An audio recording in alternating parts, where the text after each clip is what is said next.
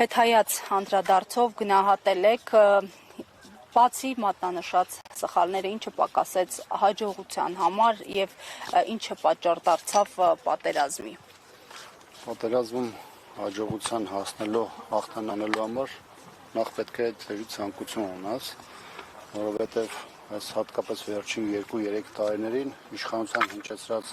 բոլոր գնահատականները ըստ էության ցույց են տալիս, որ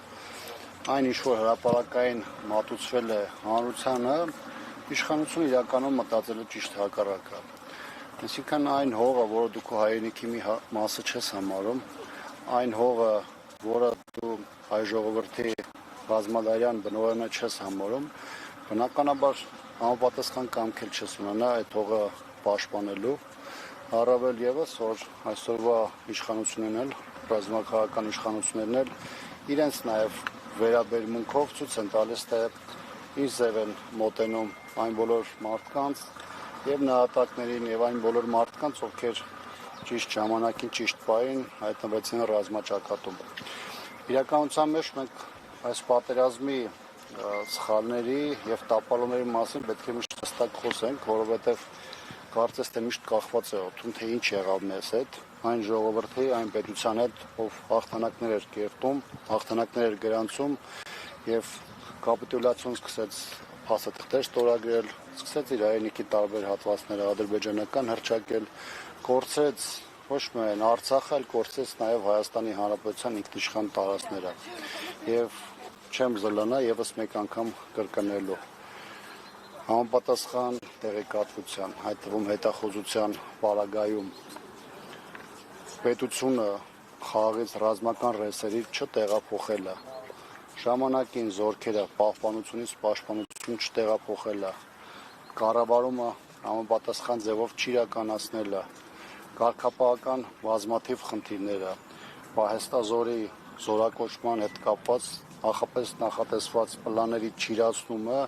եւ կանոնավոր բանակը զորքից ջոկատի փոխադրումը բնականաբար չէր կարող իր էական ազդեցություն ունենալ պատերազմի ելքի վրա եւ ավելին ասեմ, այս մոտեցումը ոչ միայն չփոխվեց,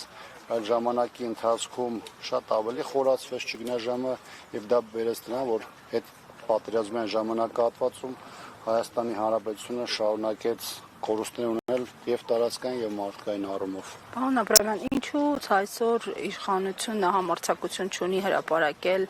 զոհերի միասնական ցուցակ, ինչն է խանգարում։ Ես առասարակ կարծում եմ, որ ամեն ջանք գործադրվում է մի կողմից քողարկելու այն ամեն ինչ որ տեղի ունեցել պատերազմից առաջ, պատերազմի օրերին եւ պատերազմից հետո։ Երկրորդը պետության վերաբերմունքը, որը արտահայտված է երկրի առաջին քաղաքական դեմքերի միջոցով, ըստ էության ցույց է տալիս նաեւ անարգանք բոլոր այն մարդկանց նկատմամբ, ովքեր իրականում նվիրալներ են եւ իրենց կյանքը զոհաբերել են հանուն Հայաստանի Հանրապետության։ Այն իշխանությունը, որը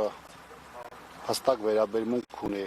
եւ չի գիտակցում մարդկային դերը եւ մարդկային արժեքը եւ առասարակ մարդկային սխրանքները,